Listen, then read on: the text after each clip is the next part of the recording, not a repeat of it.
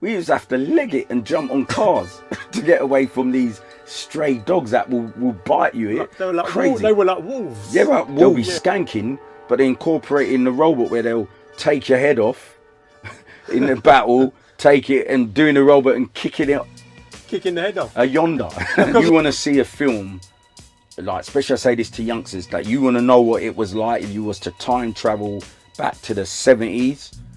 Watch Babylon. And I actually use Rain on Me from The Who because of homage to Quadrophenia. CNN of music was the pirate station. Without it, you're finished. The Word of Mouth album.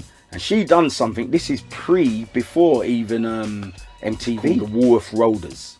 Now the Wolf Roaders were like the ultimate best dressed tribal. The hatred between the reggae boys used to hate the Solex, and it's just the truth. My person I was obsessed with, and even my name was called Popeye P. The dance that you've done obviously has come from the lineage of your brother, you know, Boogaloo Sam, but you don't know what you done. You'll never ever know. And Shabadoo, you know what I mean? They'd been to battle, they'd earned their keep, they've come back with claret on the sword and their crowns. Yeah, and crown, heads of roll. They're in London, but they knew, they heard, this is the Mecca.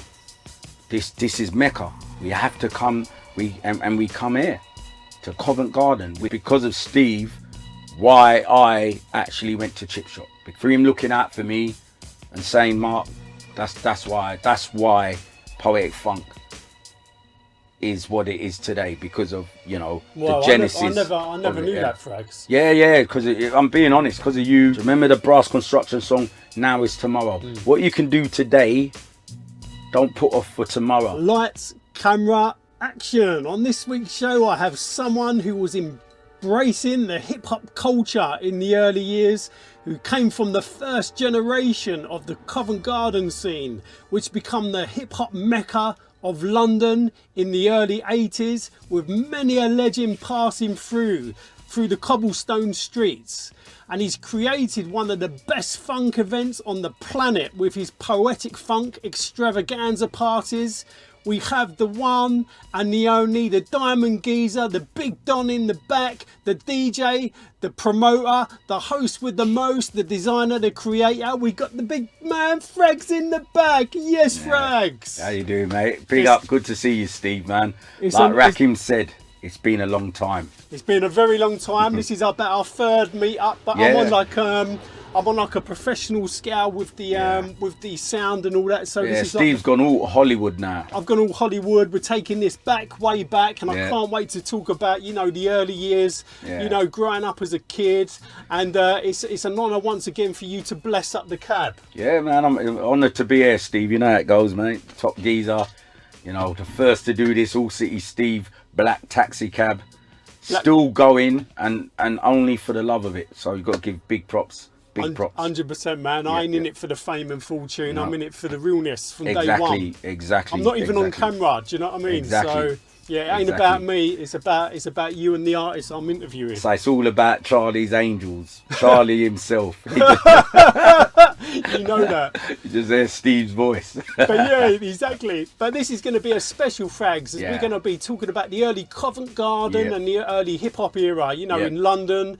And also, before I kick off the interview as well, Frags, we've just lost an absolute legend in the game, and a big RP to my man MC Duke. Yeah, I was going to say that, you know, this is dedicated, today's session dedicated to MC Duke, man. I'd like to say, you know, my condolences also to his family, his you know, his kids. Yeah, man. Everyone connected to Duke, you know, what an amazing guy. And when I interviewed Duke, he was incredible. And what history, you know, Duke has. And also one of the major players in the Covent Garden scene as well. Exactly. So, you know, we'll dedicate this to Duke, man. And once again, to his family, you know, sorry for your loss and so forth. Got some lovely stories pertaining to Duke, the original Debo, but you know, we'll address that, you know, when we have a chat. Yeah, a bit later when we're in the cobbles. Yeah. But First things first, Frags, as you know, once we've already done this before, but my first two questions I always kick it off with is like, you know, whereabouts are you from and what was it like growing up, you know, as a young Frags? Yeah, so I was brought up originally, so I was born in Heber Road in East Dulwich, lived in Heber Road, so I was born King's College Hospital, and then moved from Heber Road to Ilderton Road, which is Bermondsey. Right by Millwall? Yeah, right by Millwall. So moved there from literally a month in age. Stayed in Millwall, around that area, so Ilderton Road. Stayed there. Used to play on the little canal, Surrey Canal Road. I remember that being a canal at the time. Moved from there, I think I was about 4 or 5 when we moved from there, went to Bird in the Bush Road in Peckham. I know Bird in the Bush Road Bird well in the as Bush. well. That's right. So then went Bird in the Bush Road, and then from Bird in the Bush Road moved to Carton Grove, which is off Queen's Road, which used to be the road adjacent to Acorn Estate in Peckham. So next to where actually John Donne School, where the actual graffiti piece of the members Zorro, yeah, that which was the first actual graffiti piece I ever saw, to be honest. That piece was amazing for its time. Unreal. When did that piece go up, would you have said? It's really weird because that I found out literally that's from one of the London Giants, wasn't it? I think it was formed from London Giants. Yeah, formed from London. Yeah, so one of the actual writers from London Giants. So, I mean, I remember when I was going to school, and that had to be, I'm not giving my age away, but around 81, 82, I remember seeing that piece. Wow. I mean, the only graffiti I ever remember from that, not the actual graffiti where people used to do writings, you know, get Thatcher out, etc., etc. But that was the first I remember. And the other artistic pieces I always remember was Somerville Estate. Well, I was going to say Somerville, because Somerville. as you know, I used to hang around Somerville as well, because my uncle, he helped build Somerville Adventure Playground. Wow. So, you know, I was there kind of in like the mid to the late 70s, hanging around there as a kid. And I know what you're going to say, the Hulk and Spider-Man. That's exactly what I was going to say. Hulk and Spider, because I was a Hulk fanatic. I was always, you know, a collector of all the Marvel comics. So Hulk was my actual, you know, go-to character. And it's really weird. My actual grandson, his favourite character is Hulk as well, which is really weird. Never, you know. So yeah. But those two. I mean, look, we're talking. This is way before graffiti art. We're talking Way about before. them pieces went up like that artistry went up like in the mid to the late 70s. Yes. I mean, I've got photographs of the person actually. This is before like people were using spray paint. It was painted with a paintbrush. Yeah. With a paintbrush on the wall. Wow, they've done it with I'll never ever forget that piece. They absolutely, as soon as you, because the fact it was red brick as well. Was like beautiful anyway, because it was a bit different than everywhere else, that Somerville. So that alone. But then when you saw them like pieces of art, like the Marvel comics, for me, never ever forget that. Brilliant, amazing. Yeah, incredible artistry. Incredible artistry. Do you know who actually done that at all? No, but I got the photograph of the person standing next to the actual piece that done that art. Wow, unbelievable. And we're talking, as I said, we're talking like mid to late 70s. Yeah, it was the 70s. That's when I was basically going there, when I was literally on Queen's Road, Carton Grove. But you know, it was great growing up as a kid. You know, it was a lot more. Would you say a lot more community spirit? You know, families like lived closer together, so it was a bit more family orientated. This is what I said. I always say to people, I would never ever change my childhood for anything. And you see them post on Facebook when you've got like it'll show things about the 70s, growing up in the 70s, and you know, Vane Lights, the games you used to play, British Bulldog. Then you run outs and all this stuff, and then you talk about like your parents didn't have to tell you when to come in, because like when the street lights etc start appearing, you know right, eventually I've got to go in. You know, stuff like you know, certain programs. So being a Hulk fanatic, I remember the debut of when they were showing Incredible Hulk, and everyone in the estates where I was living in Carton Grove, everyone knew, right, Hulk is on, so we're disappearing, we're going indoors. And I mean, I'd say I've lived, you know, after leaving Carlton Grove, Peckham, and moved in 1980, moved up to the Wharf Road. So our local park in Wharf Road was Burgess Park. So, you know, they used to have go-karts in there as well. So with the adventure program there was pretty neat as well. So it used to be really cool there also. But if I go back to the Carlton Grove, like, these are friends from there down to today, like Leroy Wilson. Do you know what I mean? Naming just one. Then, you know, Filbert. There's so many names. Martin Cowan's the actual cousin or uncle of DJ Skins, which a lot of people should know DJ Skins.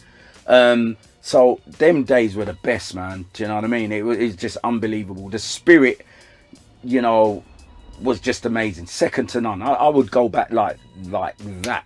And you know, we felt a lot more free as kids. You know, there was no mobile phone, no internet. You know, we had to kind of get out there, get dirty. Do you know what I mean? And like play around in the get out there on the streets. We wasn't behind closed doors. No, do you remember in the 70s as well? I was saying to someone, especially living around Bermondsey, you had stray dogs. Do you remember there was a time where dogs are everywhere, and you literally being a little kid, which maybe these kids nowadays won't understand. We used to have to leg it and jump on cars to get away from these stray dogs that will bite you. They were like crazy. They were like wolves. Yeah, like wolves and everything. So it was, honestly, for me, I would never swap my childhood.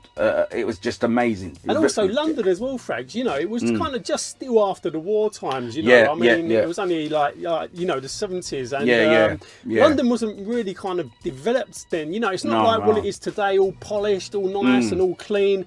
It was kind of, you know, it was quite dirty, quite grimy, but it also had a lot of soul as well. Well, it did. It's funny you should say that, because I was saying to someone the other day, you go through certain areas, so you go like East End, Brick Lane, etc. So those who are from the East will testify for this. But in the South Side, you know, like you go to places like Deptford. I don't know if you notice, if you go down Deptford and you go down to Bermondsey, it's always, it just, even down today, it's got a very eerie, I don't mean to be rude, but dirty, dark, dusty, whatever feel about it. So it's like it's not moved on from the war. That's what it feels like to me. It's like whether there were bombs that hit certain areas, it's like in the air around it, it's still there, if you get what I mean. It's still like coming out of the brickworks. It just seems a very dark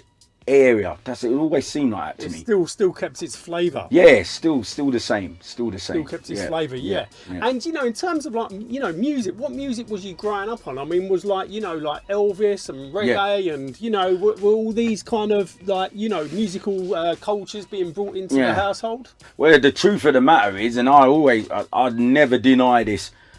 So I was brought up on rock and roll and pop. So that was it in my household. Like literally, rock and roll was the main thing, and I was an Elvis fanatic, like literally Elvis fanatic. And then you'd have the musicals, so Wizard of Oz and you know, Seven Brothers, which is my favourite. You know, Singing in the Rain, all these musicals. That's what you'd watch as a little family unit. And the thing is, with me, that's where I started to dance, because, you know, my family would just imitate, like the Wizard of Oz, the dancing they were doing there, West Side Story, etc., etc. So, and rock and roll. And so it was always, that's how it was. And then the pop, I always say this, a lot of people won't admit this, but, you know, in certain households, you had Top of the Pops. You had, Radio 1, the countdown from 100 going downwards to get to number one. So you were very influenced by pop. For me, the soul aspect came to me via, obviously you had the Jacksons, and you'd hear Stevie Wonder, which is my ultimate, and so forth, and you can hear the She Lights, the Stylistics and songs like that. But I would say I will not be ashamed to say, in my household, it was rock and roll and pop. And we got to have it right. You say pop music. Yeah. But pop is shortened for popular. Popular music. So, you know, we was going to be influenced by and watch Top of the Pops, and there'll be certain tracks on there that would, you know, you'd be massively into. And there was some, you know, some of the music obviously wasn't all that, but there was little snippets of some wicked tunes on Top of the Pops. Exactly. I mean, you know, the Stones, the Beatles, going into modern, you know, the Genesis with Peter Gabriel, you know, Rod Bowie. Stewart, your Bowie, who's an absolute legend Bob of legends, Marley. you know, and then literally it's funny because when you talk about popular music, when Bob hit, which was the beginning of, obviously we know about ska and so forth, and obviously from Empire Windrush 1948, a lot of parents brought over records, and so the ska music, and you know, a lot of country would be played in your household as well, and so forth. Prince Buster, the whole of that music. And you know, I even remember speaking to Andrew Banfield from the group Pasadena's, and I remember him saying to me that basically his dad was kind of ahead of his time, because he said it weren't just like soca and stuff like that that was coming from that Windrush era. He said that his dad was actually bringing jazz, which is really amazing. Do you know, it's really nice to hear different people's kind of upbringings and storylines pertaining to that. But as I said, how they developed. Yeah, how they developed, because everyone's household. But I do know that popular music, i.e. pop, everyone had to listen to it. You had no choice. If you brought up, you know, with that being the mainstream of music. You know why, FRAGGS? Because there was only 3 channels. Well, exactly. So, you know, to get our musical hits, you'd have to go to like Top of the Pops. You had to. Where, you know, there was nowhere else that was like showing music. Exactly. And then obviously when Bob Marley came along, obviously moving from ska, that is your introduction to some major reggae, and you know, you've got a new fan base of actual reggae, and to be honest, that was my introduction. You know, learning about reggae and so forth from Bob Marley. Then, because remember on the TV, so the old grey whistle test, Bob Marley was on there. You got to remember, there weren't a lot of black faces, even musicians, really, when you think about it, on TV. So when you, as a black person, when you did see someone, you'd be like, whoa, do you see what I mean? And so you'd even remember time and dates of, wow, this show that this is premiered here. So we're now seeing an influx of new music coming along, like reggae, etc., and soul and disco, etc. So, you know, yeah, amazing. Because we didn't have Soul Train, remember? So, you know, we had to take what we got on Top of the Pops. Simple. Oh yeah, without a shadow of a doubt. And was you going to the blues parties, FRAGGS? No, I never went to blues parties. Really strict upbringing, to be honest. So it's really interesting. I would say I'm a pretty high level in knowing reggae music now, and I will always, and I will say this because I would always give credit to my sister Pauline, or my sister Sonia, and Stevie Ice, right? Which I would say Stephen Japul. And basically, when we moved to Walworth Road, we moved there in 1980. But just prior to that, going back to in the late 70s, my sister was like a bit of a rebel, a sneaky little rebel. Sorry, son, but I've got to say this. She will kill me for this. A sneaky rebel. Delete. Yeah, delete. Yeah. Where she'd have, I remember having a tape recorder, and obviously for youngsters listening, everything was cassettes then. And so my sister would, she'd have cassettes, and so I remember the era of from the 70s going merging into the 80s. I remember my sister having like reggae tapes, and my sister used to always tape the top 100, and so and Rodigan. I remember Rodigan on the radio station. I think on Radio 1, wasn't he, Rodigan? So he had the reggae. So my sister would have that on tape, and then and also my sister would sneak in like the Saxon tapes and all this sort of stuff. So for me, I obviously, my older sister, you're going to listen in, I'll be listening to everything. And then when I moved to Wharf Road, I became dear friends with my nieces, my dear niece, love to death, Rochelle, her actual father, which is Stephen Japul, who basically it was in a sound system back then, very early, around 1981, 82. He's in the sound system. And Steve, he was, I'd say, really big influence on me of getting deeper into understanding like dub and reggae, because he used to have like he used to have all the green sleeves. He used to have like all the green sleeves albums, etc., etc. And he actually had a song. I have to say this story, that I went in Reckless 2 days ago and I picked up a 12-inch, and it's of a artist called Tipper Rankin, and it's called Rosemary You Shouldn't Lie to Me. And this is no word of a lie, I think that is 1982, 83. I've been after that record from all the way back then. And the only person, I mean, obviously other people listening to say, I had that exact, fine. But Stephen Japool was the first person that I knew, because, I was angry with, that you had that actual single, 12-inch of Tipper Rankin, Rosemary. Can you believe I've been after that from all that time? 8 years ago, my mate David Bell, or 8-9 years, he had a copy of it. And I tried to get it off him, and I remember he borrowed me it, but I couldn't get it recorded, if you get what I mean. And I didn't really want it on digital. 2 days ago, I found it in Reckless Record. £3. I'm actually beyond excitement. I can't believe it. But yeah, Steve Japool, he was the one, I'd have to say, him and my sister Sonia, that got me into the reggae. Yeah, definitely. Billy Boyle, Purple Man, Lone Ranger, Brigadier Jerry, I could go on and on. Do you know what I mean? So yeah. And sound system culture was really popping off in the parks of London, and and around other spots of the UK as well, Birmingham, Manchester, places like that. But in Southeast London, we had some incredible sounds playing in the parks. Shaka. Josh Shaka and Saxon. And did you witness any of those sounds? Yeah, because I remember going to. So I went to school. I went Deptford Green, and every Sunday, do you remember at the top of the Surrey Canal, you had the Childers Street, the actual park. Childers Park. With the willow tree. Which is one of the most, I used to think, when I used to go there, so we used to walk all from the bottom end of the Ilderton Road, Surrey Canal end, to all the way to go to that actual park, Childers Street.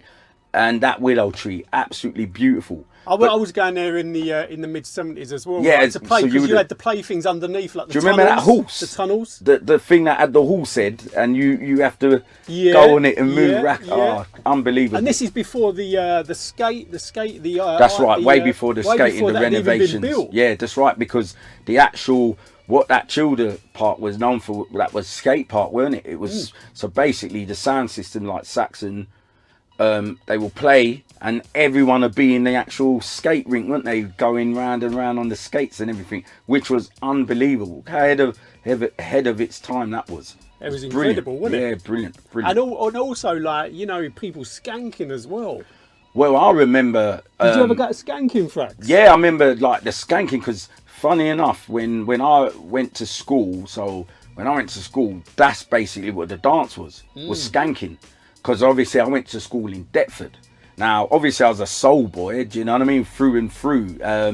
But the actual, so you'd watch all, like my brother's a lot older than me, so you know about the boogie scene, etc., with the legends such as, Leon Herbert and Trevor Shakes, etc. And Torso, and Travis Park, so forth. But what the point I was going to make was that, about that, and you'd be dancing like that, and then you had the disco championships and etc.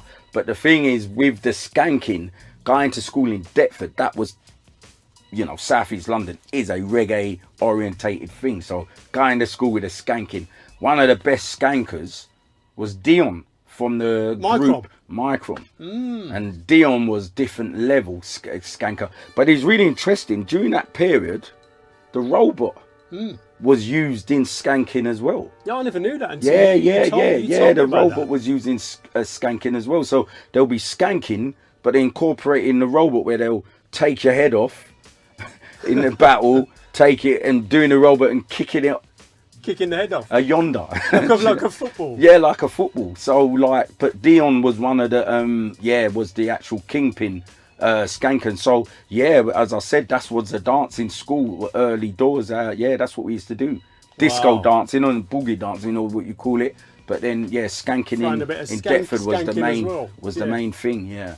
And as you know, Frags, like the film Babylon is one of my top favourite films of all time. Yeah, yeah. You know, I mean, how good is Babylon? I mean, it was so realistic because it was actually filmed in that era, wasn't it? Of 1979, 1980. Yeah, exactly. So, you know, and as you know, I interviewed Brinsley Ford, and Brinsley was telling me that, you know, it was filmed, a lot of it was filmed around Deptford and random areas. It's literally in my school as well, because the bit in Rockers where they go into the school to nick the tannoy, that was my school. And they went into the actual where the kitchen area is. But all the arches that they used in there, that's when you come out of Amersham Vale, you just walk straight across, go under the arches, go under the bridge. You're near I think, is that near Evelyn Street maybe? They're all around there. That's where all them arches, that's where they done the filming. For me, I always say to people, as I'm an historian or hip historian, if you want to see a film, like, especially I say this to youngsters, that you want to know what it was like if you was to time travel back to the 70s, watch Babylon. I think for me that's the ultimate film that really captures. I think Babylon is one of the most important films ever made regarding culture. Same with Quadrophenia as well. We're actually the same writer, isn't it? The actual connected with Quadrophenia and I think a year apart. So for me, when you're talking about ultimate films, you're definitely talking about Quadrophenia is one of my actually all-time favorite films. I even done a photo shoot recently, and I actually use Rain on Me from The Who because of homage to Quadrophenia. What a soundtrack as well. And then another film, because obviously to the big shout out who died to Mr. Ove himself, who was the actual guy who directed Bacchanal with Sidewalk and Micron. He actually was the first British-based film was Pressure, a movie called Pressure, which is really amazing film as well, to be honest. So yeah, you was big into soul music too as well, wasn't it? Like, tell me about the soul scene as well. Yeah, so obviously having an older brother, my brother would be going gossips, going places like Horseshoe, etc., where all the legendary dancers would be, like Trevor Shakes, and as I said, Leon Herbert, Travis, the Torso Boys, Horace Carter, the lot of them, and there's a lot more names to it. So obviously I'm a lot younger than my brother, and he'll be coming back and he'll be doing his flinging foot, as they say. And obviously my brother was like, I looked up a lot to my brother, so much so that that he was my best friend, my older brother, and my brother Chris. And so you just imitate everything you're seeing. I mean, it wasn't just the actual dancing. It would be like my brother all used to sneak out to go to late night movies. Obviously I'm way younger at the time. I managed when I was starting going Covent Garden, like with Duke and quite the others going late night movies then, but in the 70s no chance. And so my brother would be coming back talking about this move, the Mantis, and doing all this stuff, and I'll be going school and going, and I'll be telling a few porkies and going, I went late night, and in late night this is the move and all that stuff. I never went late night. There's no chance I could get, but that's what I'll be doing. And it's the same with on the boogie side of things. That's how it was with my brother. Doing that, I'll be obviously doing the moves and trying that, because obviously you imitate what you see. Of course you do, yeah. And in terms of like fashion as well, was you rocking, like, you remember them jeans with the red and the white piping with the same, had the same colour belt? Yeah. It's like, tell me about the soul boy look. Where's the soul boy look? So you had what they call bags, the trousers, the pegs, remember even the jelly shoes. Yeah, do you remember jelly shoes? Yeah, and the sailors. Yeah, sailor that's right, shoes. and stuff like that, which was it's really funny because them The jelly deck shoes. shoes. Yeah, Oh, with the jelly women's shoes. shoes, weren't they? I'm sure I know probably they were unisex, but I swear they were for your sisters first. Do you know what I mean? The jelly shoes. Yeah, the remember jelly them. shoes, All and different then like mad colours, isn't yeah, it? the mad colours, and then you had the actual jeans, as you said. I remember there was a pair of jeans. They were called Pace, Pace. I remember them. Yeah, and you had the disco. What they called the disco jeans or boogie jeans. I remember because you had the the line down, the piping down the side. So you have a red. Yeah. You'd have a white, You had a matching belt. green, and you had the matching. Remember the matching Matching belt belt, that would yeah. hang down and so Yeah. forth. So With the little silver. yeah, with this silver little clip. silver clip on it, so which they boogie jeans, and you had to have these jeans, and then And white socks. and white socks, and you know, and the shoes that would go along with it, and so forth. So you know, and then you had the initiation where the boogie boys were, you know, you see old pictures of them wearing the army vests. I mean, especially there's a picture with Paul Trouble Anderson with that them army. It's like woven material, and this goes up to there and goes around, and so they'll be wearing like that. I mean, for me, the boogie boys were just something else, man. They're like very flamboyant dressing, but they were just, for me, they were just free. They just different level. Boogie boys to me, just different levels. And different levels. a big RIP to Paul Trouble Anderson as well. Yeah, actually, and it's funny enough talking about Paul. I was down Acre Lane, so I'd done an event down in Dogstar, which was unbelievable. So I like to obviously say a big shout out, if I may, to all the DJs. So I had a 2-floor extravaganza. It was called Poetic Funk and Poetic Jazz. They're the actual nights I do. Presents the Big Easy, and it was a 2-floor event, and you know, I had on room 2, so it was a 2-floor event. Room 1 was Poetic Funk. Obviously, I like to say, if I can at this time, give a big shout out to Lachelle Gordon, to Ronnie Cold Sweat, to Leslie Love, to another guest DJ, which was Jazzy Vibe, and myself. Obviously, I'm not shouting out to me, by the way, DJ Fraggle. And then in the room 2 now for the jazz, which I've had phone calls after phone calls and so forth, and I have to say big shout out is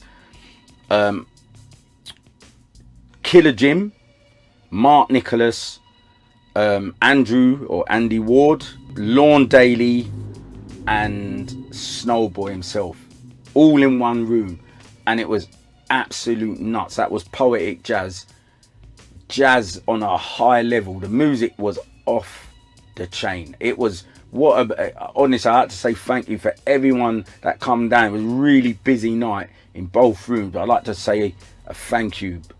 I'm saying it to the camera. Thank you. What an amazing night. And all the dancers were coming in from everywhere, from all different parts of the country. Thank you very much. Unbelievable. What a vibe. Yeah. I can't wait to chat to you a little bit later about Poetic Funk. Yeah. And sorry for putting that in now, but it just sprung in my mind. Yeah, no, definitely, man, definitely. Yeah. In terms of, pirate radio was kind of pivotal, wasn't it, Frags? Because pirate radio were the stations that were playing the underground music that the commercial stations were not playing, because they didn't want to play that kind of like that music. Yeah. So the pirates was so important, and they were also pushing, the club nights as well. Exactly. So tell me, the importance of pirate radio, and what pirate radio stations were you tuned into? Right. So to be honest, the names that will come to me are really important in my household. So my older brother Winnie, he was Soul Spectrum, Greg Edwards, Soul Spectrum. That's one, because in particular, I just remember, obviously your older brothers are playing things, and that was my first foray really to getting into jazz funk. So I have to say a big shout out to Greg Edwards, because some of the stuff, and I always remember when my mind goes back, my mind's like an elephant. I don't forget things, and I always remember hearing on Soul Spectrum, Sky, call me if you need someone to talk to. So I'm not a singer, but that song, And always remember even Planet Patrol. Do you know what I mean? Play at your own risk and everything. So Play a rock at your own risk. Yeah. Amazing. And also I've got to be honest. Tim Westwood, just being real. Like, okay, we're dealing now with music and so forth. It was very pivotal. And there's a host, a plethora of other names that were playing early electro sounds and so forth, so they were pivotal. And then later on, when it came into the 80s, when Gordon Mack decided to set up Kiss FM, that was really important, because it's like you starting to air, you know, underground music come to the forefront, you know, via the pirate radio station. So to be honest with you, the pirate stations, what I would say, were the CNN of music. And that's how I have to put it. CNN of music was the pirate station. Without it, you're finished. You know, you had Radio Invicta. There's loads of JFM. Exactly. LWR. These things were the most important things. These radio stations. Do you know what I mean? Without that, we wouldn't know where to. You know, right? This club's going on, and where. You know, this song, I don't know this song.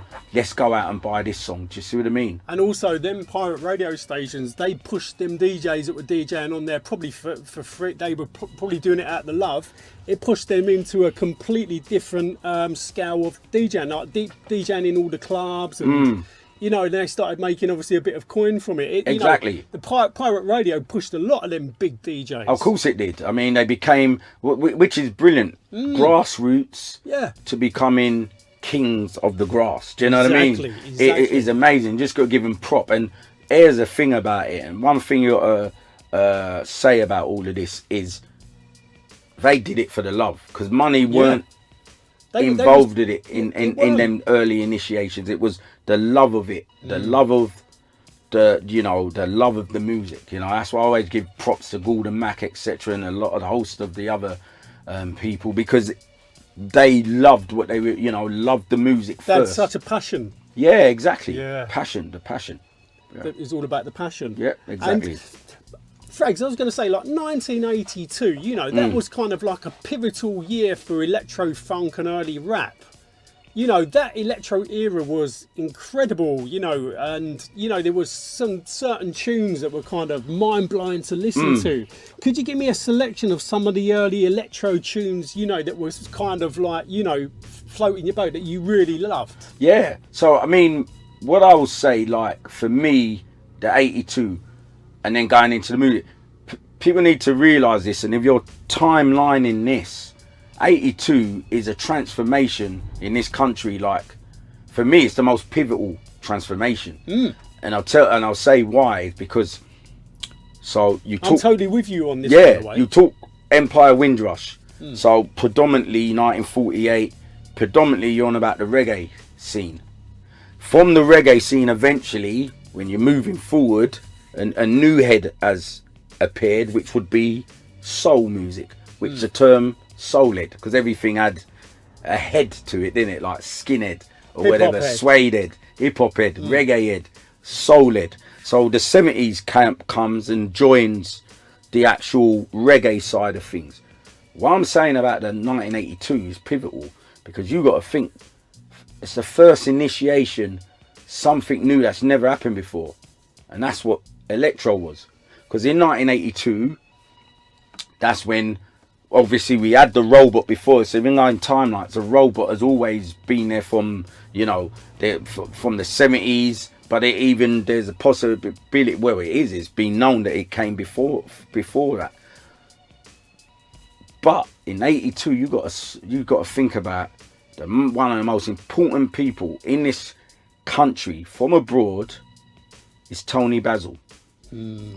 Okay, and I'm gonna say she's amazing, right? And I'm gonna say why. Think of, she made a album called The Word of Mouth, you know, The Word of Mouth album, and she done something. This is before even MTV. People don't even realize that every song she made on that Word of Mouth video, there was a video to. So that is a precursor. This is before people doing, you know, videos, etc., like we know it today. she done the word of mouth, and on that word of mouth, every single song, Be Stiff, I Go Shopping, etc., they've all got videos. And she done that in 82.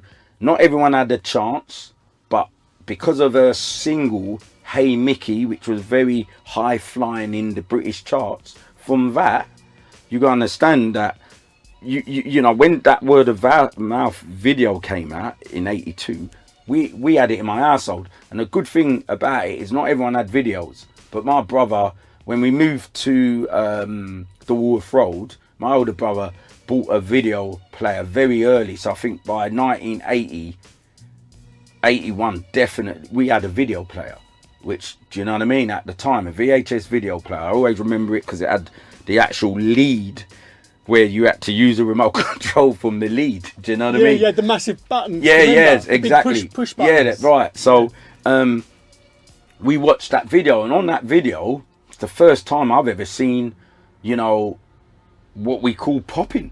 I didn't even know what it was. And not only that, the other person, because if you go in timelines, in July went on when you talk about the Top of the Pops, Jeffrey Daniel performs for Shalimar, a night to remember, and that's when he does that actual routine with the wall moon and the backslide. Exactly, which we've never seen anything like it. Completely changed everything. He inspired me to do the moonwalk and to do the, you know, the wall and peeking exactly. over the wall. We've never seen anything like it. And in fact, to remember when he done that show, he wouldn't even known the impact. I've heard him speak afterwards that he actually got, they never do this in Top of the Pops, do they? Because it wasn't a #1 track.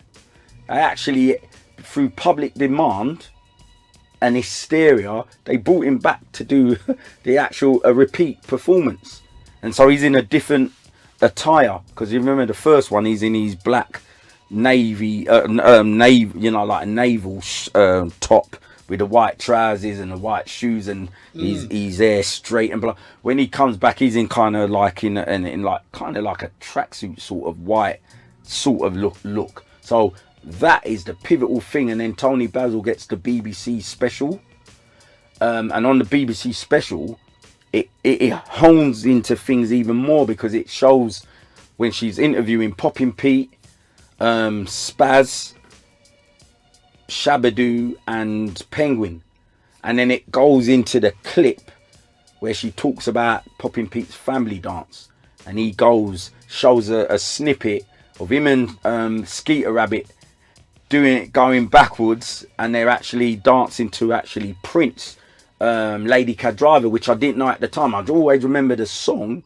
I didn't know that was Prince, and I just remembered practicing that move and singing a version of it to myself. And then if you remember, in that snippet, they showed Cross-Eyed and Painless, but we only see a certain part of it. And what they used to do, they used to show that in Kiz's night spots, which was Gordon Matt used to DJ in Kiz's in Peckham, and on the big TV, on the big screen projector, that's what he used to play was Captain Hollywood from what's that song, Electric Apple, from the Johnson Crew.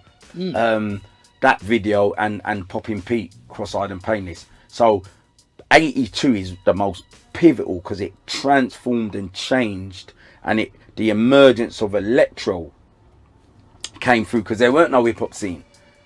Well, we wasn't even calling it hip hop. We never, not in a million years. Even breaking, you know, that it wasn't in 82, so we didn't know about breaking. There was only, I think, one crew that I actually spoke to that was actually doing it later on in 1982, but because they went to the New York rap tour, and they see Rocksteady crew and all that. But as far as do you know what that crew was? I can't remember what the crew was called. Because I've never, you know, because I've always, through timeline, this, you know, fair enough. It's the timeline is, you got the 82, which is the popping, right? It's popping and robot before the popping. The breaking side of things, you remember, the robot was also connected to the new romantic scene. Exactly, because and you had, like, obviously Tick and Tock. You know, Tick and Tock, as you know, Frags. You know, they was like some of the robot dons out. Well, they were the ultimate dons. I actually speak to one of them on Facebook regularly, to be honest with you. Every now and then I'll send a message. I'd love him to. It'd be brilliant if he could actually. And for me, Tick and Tock legends, like, you know, this is before popping. People got to understand, like, Tick and Tock were like, if you watched it, you'd be imitating. It was the robot. So the breaking side now. Remember, breaking's not till 1983, which I think came out late December 82. But I'm saying, like, the video, I'm sure which was January 1983. What, the Buffalo Girls? Buffalo Girls video. Yeah, Buffalo Girls, that's right. Yeah. It come out, I think it's around Feb or something like yeah, that. that's right, in 83. So the song came out around December time. In England, about video, that's the only time we because let's be honest, we knew the song Hip Hop Bebop. Remember Man Parish? That's right. But we never connected that with hip hop, like we didn't know it until and the rappers Buffalo did also the hipping and the hopping. Right, they say in 1979 Rappers Delight, they say hip, as you just said there, but we didn't know about all the other elements of hip hop until we saw the actual Buffalo Girls video. And it wasn't probably till 83 where the elements were starting to form as one, you know, like the DJs, the breakers, the poppers, you know, graffiti and all that. Yeah. But yeah, that was probably brought in obviously through Zulu Nation. Exactly. With the Zulu Nation, the peace, unity, love and having fun and all that. That was kind of, you know, we're talking about like the elements of hip hop coming together as one. Yeah.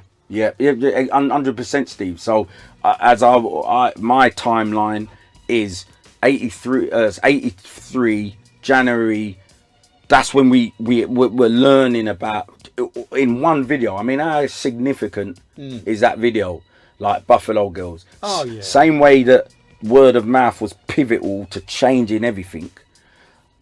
83, the Buffalo Girl video, and everyone's just got to give credit where credit due. Changed everything, because if you speak to a lot of people from Covent, see, a lot of people obviously would have seen Jeffrey Daniels in 82, but a South East London thing, and I'm just being honest, South East London, we all knew about the West Coast side of popping, because, you know, one of the premier crews who got to talk is Micron and Sidewalk, and the dance styles, if you look in Sidewalk, is the West Coast popping there. Everything was West Coast. And Richie Rich as well. Exactly, Richie Rich. You know, what and I say a big shout out to Sidewalk, because for me, very, very important. The premiere to me is Sidewalk and Micron. No two ways about it. So Dolby D, big shout out to Dolby D. Big shout out to my man who comes to actually Poetic Funk, who I believe is not. It's a flick of the coin, best dancer. Certainly to me was my favourite locker was Dennis Charles. You got Jeffron, you've got Michael Forsyth. Big shout out to Michael Forsyth, and big shout out to Richie Rich, who, as people would probably know him as Richie Rich as a DJ, but Richard Morgan as a popper. Like we always say about Richard, he had the hardest hits.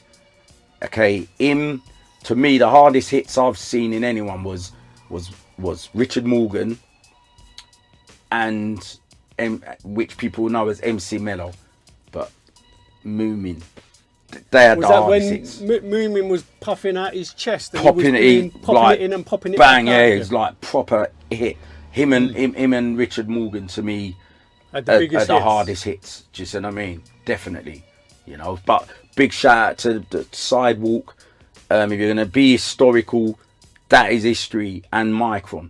You know, Diamond Head Desis and the rest of the crew from Micron, etc., etc. They're the premier. They're the ones. Like as I said, you got to give a big shout out to Mr. Ove because of Bacchanal. These lot, you know, what I'm saying, are documented on film.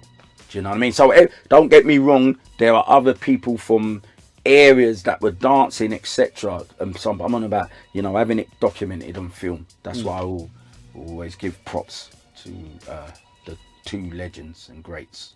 And in terms of in terms of GARMs, yeah, you know, that early kind of 1982 kind of fashion, the popping kind of locking fashion. Because I was doing popping and locking as well. I was trying anyway. I wasn't great at it, but I was giving it a go. But I remember the fashion though, Frags. Do you know what I mean? It's very kind of military. You'd sometimes have like a fox's tail hanging off your belt. You'd had studded gloves. Remember with the metal studs? Yeah, with the metal studs that you get from Carnaby Street. What people got to realise about that is, I mean, even for me, when I saw the Tony Basil, so I was living down the Wharf Road.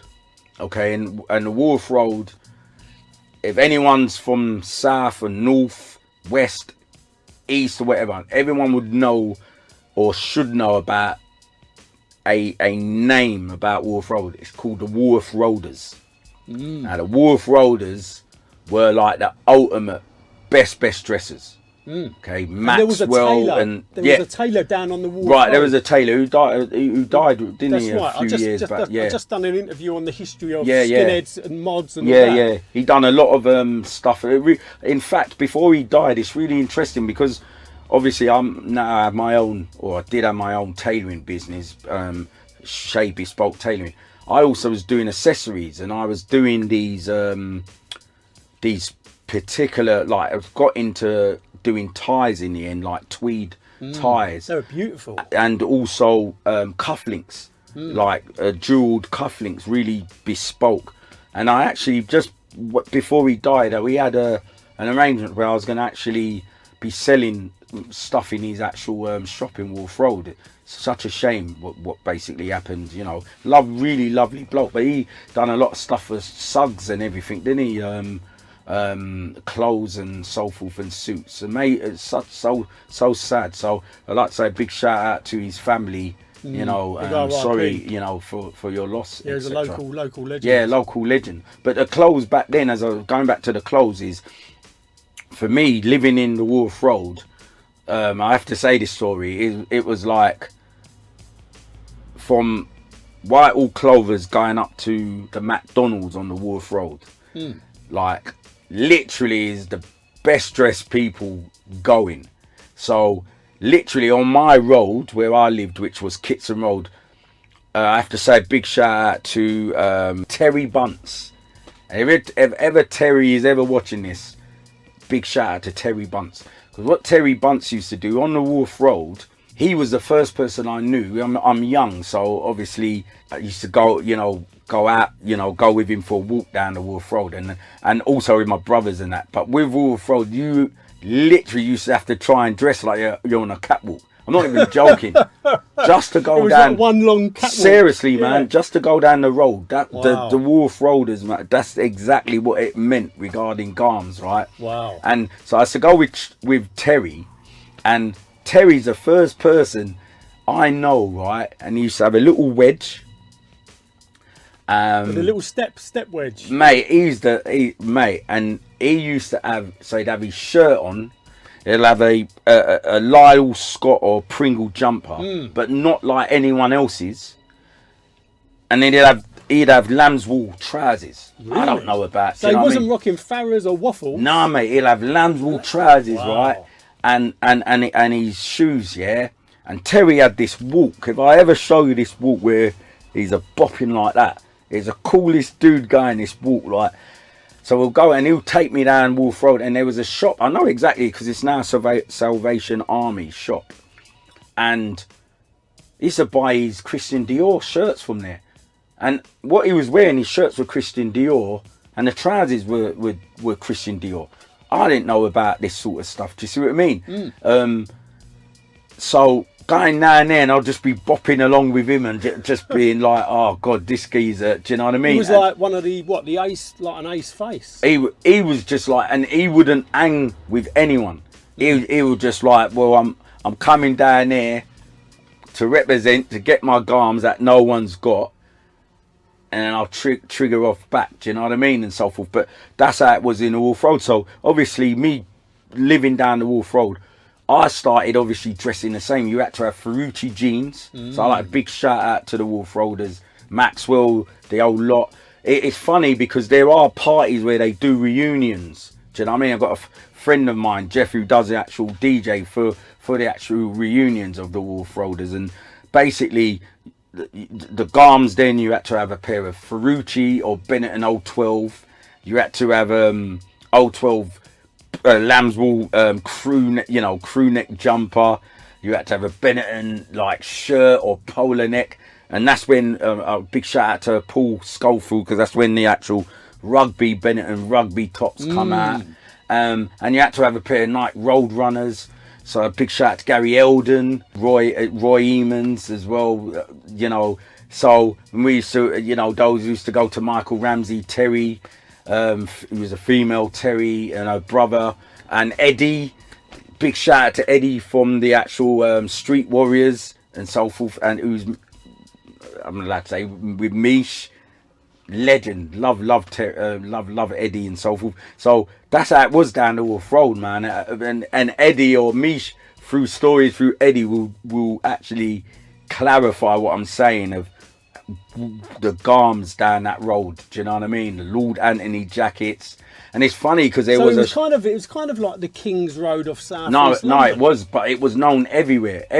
When I was going Covent Garden, and the reason I'm saying this story, when I originally was going Covent Garden, if you look at early footage, and it's what people don't know, early footage of me in Covent Garden, people knew me when I started having long hair. I didn't have long hair when I first went Covent Garden. The first time I ever went, I was dressed as a Wolf Roader. I had a skinhead, and basically it was really difficult because when I went there, obviously I'm dressed your Wolf Roader. You had to wear it's funny because there was a shared item of clothing, because there was a distinction between being a soul head and a reggae head. And this is a lot of people don't realise the hatred between the reggae boys. Used to hate the soul heads, and it's just the truth.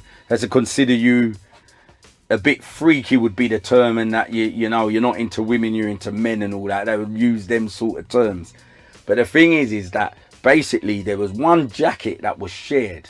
Actually, maybe two, but one. Do you remember the Hunter jacket? Yeah. The wolf jacket. The wine-coloured Hunter. That's right, the Hunter and the wolf jacket, which I've literally got one. And then which one, like the Harrington style? Yeah, do you remember? And it used to leather, and it had a little loop here that you could put on your button. I've got one of them as well. That was a shared jacket between like reggae, but it's really interesting. The reggae boys would more be like, obviously they wore Burberry and bits of Aqua Scruton, but it's like being a soul head, you would try and be a bit different than, because it was tribal. It really was. So when I was going Covent, mine first initiation, I got a skinhead, which a lot of people didn't know. I was pure Wolf Roader, and then I had to have a battle, because I remember leaving my house in line with the clothes that you were talking about, where I'm now gonna start wearing the big baggy boiler pants from Flip Hollywood and the military, and all that military gear comes from Tony Basil, from the actual word of mouth video. Because if you watch Be Stiff, they're all in military attire. That's where we started dressing like that. So that West Coast it was all image West was Coast. really influential to you. Well, it was, and so with the popping side of things, that's what you had to wear. So I had a battle on my hands, because I used to be going, okay, I'm dressed like Wolf Road, I'm popping and everything, and I'm locking, but like it's not theatrical enough. And I remember Gary Eldon, I remember Roy Emons, Michel Abora. I'm on about the younger lot, Julian, Tosh. I remember like literally some of the looks that I would be getting from them. Like, I'll never forget it when I'm down in Covent and they're just looking, and I'm like, I'm transforming, because literally the garms has to change. You know what I mean? So I'm wearing a military. I always remember Gary and Roy Evans. Some of the looks they used to be giving me is like, what's going on here? What you doing, man? Do you know what I mean? That's what used to happen. So It was a battle, but that's literally because I was performing busking. That's what you had to do, man. You had to like you had to look, change. you had to look the yeah, part. you had to look the part. But I did give some stick. Yeah. I'll tell you another style as well. Do you remember the patent shoes? We used to call that. Yeah, so that was later in the 80s, Lisa days. Yeah, that's what we used to call white that. patent and black patent Yeah, shoes. yeah. The Lisa days we used to call that, where you'd have during the Lisa days you have the big baggy black trousers, the patent shoes, the long. Do you remember the long shirt, like the paisley shirt or white shirt that came down to your knees? Yeah. And you had to have a paisley waistcoat or a waistcoat, that style with a brooch and all that stuff. Oh yeah, and you had to have patent shoes, the Lisa days. Tell me about when was the first time you actually went to Covent Garden, Frags? Because basically Covent Garden shut down. I think it was around '73. Because my granddad worked there just after World War II as a barber boy in the fruit and veg market in Covent Garden. So he took me up there in the early '70s. Yeah. But then it shut down. It moved to 9 Elms Lane. Yes. Then it reopened again. I think it was around 1980, 81. And that's when, you know, you started getting buskers there. And so when was the first time you went to Covent, and what was the reason why you went to Covent Garden? Right, so the first time I ever went Covent would have been probably about 1981. So the first time I went there was obviously because my brothers used to shop in Cecil G. So, you know, at the top end of when you come out the station. I used to work there. I used to work at Cecil G? Yeah. God, that used to be mustard. I mean, the thing is I know someone who's still got the G2 bag. Wow. Do you remember that? The G2 bag, yeah. So, like, literally, and that's the only reason I was going Covent Garden. And I remember, funny enough, that because I was hanging around with some of the Wolf Roaders, that what would actually happen, they'll go, right, we're going Covent. And I was with Paul Schofield at the time. Paul Schofield and a guy called Lloyd.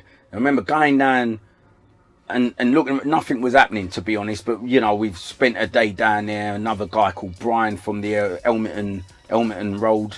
So Frags, when was the first time you went to Covent Garden? So it was around 1981. Yeah, 1981, but obviously that's early doors, isn't it? Yeah, it was early doors, and it was nothing to do with hip hop or anything at all, electro and stuff like that. But basically just going shopping with my brothers to go to Cecil G or G2, etc. And go and check out some of the buskers. Go and check out everything, Garms. And then I used to hang around with some, you know, as I said, with some Wolf Roaders. I used to hang around with a guy called Paul Schofield. And Paul Schofield basically decided Chris DaCosta, you know, who's passed now, my man, Chris DaCosta, who's really good friends with Paul Schofield. We ended up going down there, obviously hearing about busking and so forth. And the buskers at the time, it was like street art. And there was two guys who stood out for me in the busking. Obviously Charlie Chaplin, the actual guy used to do the robot, used to be heavily made up, looked like a toy. Forgot his name actually. But there were two brothers. I don't know if they were called the Valentine Brothers. And they were these guys that, one of them was really tall, one of them was small, one of them was Italian looking. And they used to do really funny, brilliant routines. They actually became TV stars, I'll remember. But early doors, I think they were the best busking. And one of them, they used to do a routine where the actual Italian looking one used to act like a baby. And I think even remember I swear I can remember, I'm sure, wearing diapers and having a baby dummy in his mouth. But that was the early doors and so forth. That was way before anything else. The electro side of it, I would say, you're talking probably about 83. That's what, as I mentioned, the Sidewalk and Micron. That's when I started to go. So after Sidewalk, because what happened with Sidewalk, which, you know, would have been relayed before, when I was, you know, speaking on, you know, with Dolby D, the legend that is Dolby D, is big up Dolby, man. Big up Dolby, is that basically Sidewalk that year 1983 was so pivotal for them, is that they done the Bacchanal, but from the Bacchanal they got the Good Morning Britain, didn't they, straight away, before at the end of the year they done the actual Gary Mabbott, which a lot of people don't seem to remember, the show they done with Gary Mabbott. But so because of that, obviously them being, you know, street superstars from the 83. Obviously, when I went to Covent, the only people there or crew at the time, because Sidewalk now has moved on to bigger pastures new, you know, was Michael, and that's where I met Diamond Head Dennis for the first time, and so forth. And so it was a lot different then, because that's the very early stage.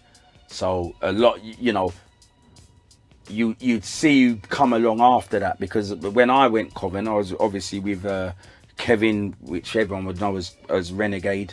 We was in the same crew at school, and basically when we first came down, which that's where we came down with Diamond Head, you know, we met Diamond Head Dennis. I saw my very first breaker at the time was a guy called John, who was a dear friend of who I'm still close with today, is Killian, who became, you know, Capricorn Rockers, which we'll go into that. But John was the first I saw do backspin from a windmill position, placed, because before then people used to sit in box splits, kick and spin. What I saw John do was he position himself in like a windmill position and then kick and spin. That's the first person I ever saw, which was John, clarified by Killian, and his spins would go on. And I'm no offense, the guy, he looked a bit like Stigger the Dumps, if I'm being honest. There was, dirt everywhere on him, but I won't forget John. I've got to give credit to there, because that is the first person from that position doing that spin. Do you see what I mean? So yeah, 83 is the first time. And the first crew you was in, was it a Cosmic Pop Force? Yeah, Cosmic Pop Force. So what basically happened when I went in 83, went with Kevin, went with a few of us, we had to perform where Charlie Chaplin Square, which was the first time we'd perform at school, like in assembly.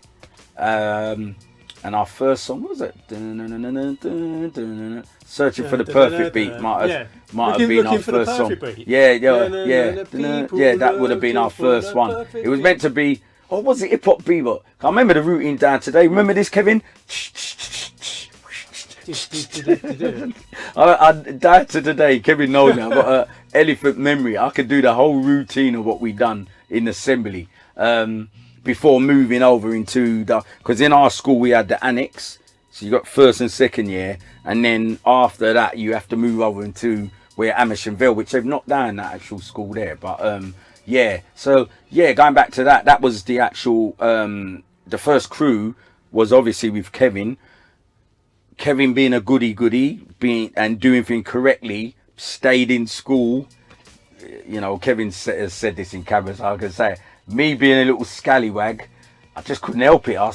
You know the term hopping the wag, and that's what I was doing, is hopping the wag and bunking off school. I couldn't stop coming Covent. And so the first crew after obviously with Kevin's crew is which was called Cosmic Pop Force. And that was it was me, Victor the Glide Master, and Derek Dieterville, and Nicholas Dieterville.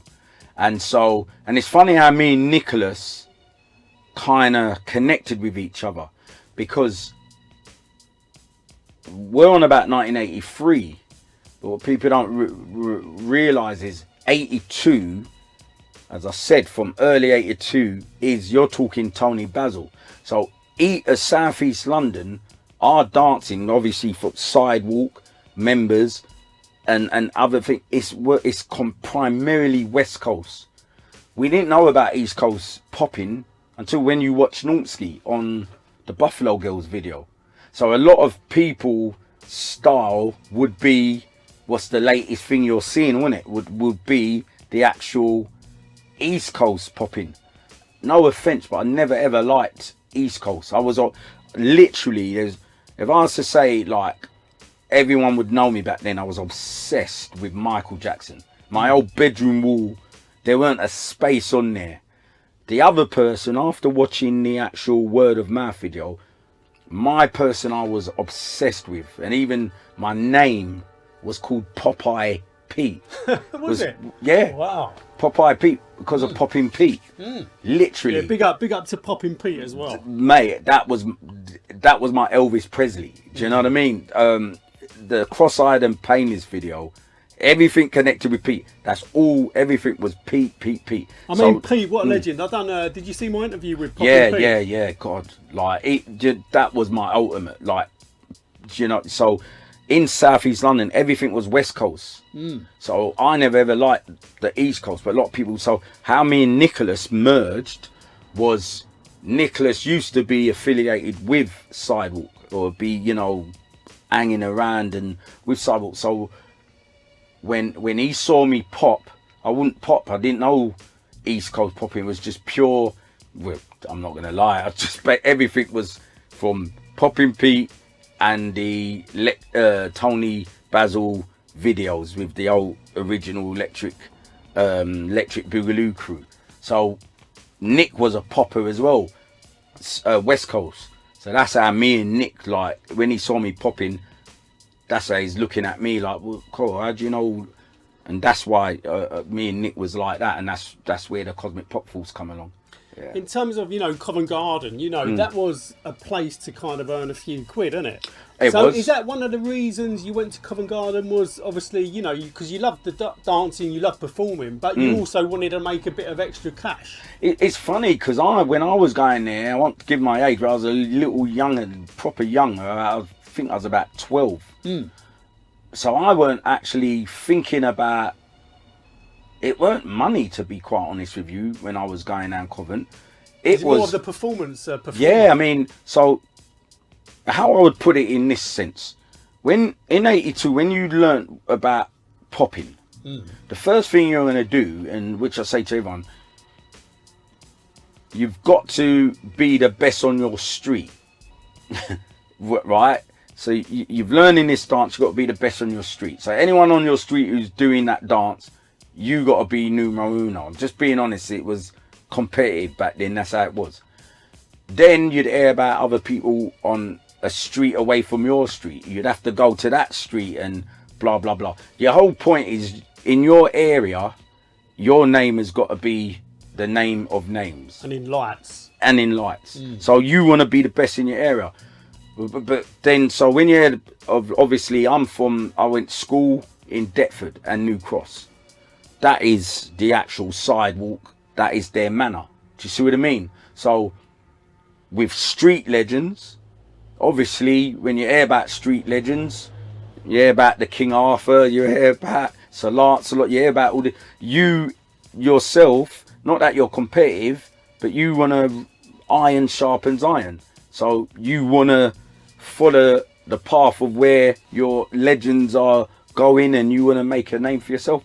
That's why I went to Covent Garden. It weren't for the money, because I was too young. I didn't know about the busking side. It's just Sidewalk is at Covent. You know what I mean? You wanna be at Covent. And who was you kind of seeing up there, you know, around the time you was going up there in 1983? You know, who was up there when you was there, Frags? So as I said, when I went Covent, so you obviously Sidewalk, but Sidewalk at the time are they're making money now, not just busking, but they're now getting television appearances. So basically you got Micron, and the person I remember more than anyone else, it is Micron and Dion still, and others from the Micron setup. And the amazing thing what happened with me is with so that would be the crews. Then you've got like obviously I then joined Cosmic Pop Force. We're doing our thing. I'm in Cosmic Pop Force, and this what I'm saying is literally, obviously you're busking. I never knew about the money side of things, but we had a guy called Kenny, which you remember, Nick, Ken, and obviously they're going around doing the busking. Kenny was from up north, I think. I don't know if I can't remember if he was from Liverpool or something like that. And he'll be doing the busking for us, and a lot of the times, yeah, Victor would be doing the busking. And when it comes to sharing out the money, yeah, let's just say that with the amount of money that was going in that with that hat, It's not the money that you were getting in your cut. Do you know what I mean? Your pockets were kind of, some pockets were bulging. Like them, you know, you look at Robin Hood, walk dizzy with them big bulge of coins coming out. And some pockets were money, but they were thin. But it is what it is. That's how it was back then. That's what you learnt it was back then. So what I actually did, if I'm being honest, there'd be other dancers that were coming.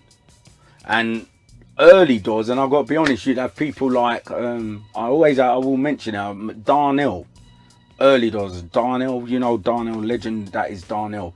And what it was with me, I also brought Hofmeister down to Covent after I started going regularly. What it was with me, started seeing certain individuals coming, and I wanted them to join in with us, but Nicholas and Victor didn't. So this is an answer to your money thing. I didn't realise, which I do now, obviously they don't want anyone else joining in because that's less money, innit? But I weren't thinking about money. I'm just the love of the dance and the adulation from the people watching. Do you see what I mean? I'm like, ooh, what's this is?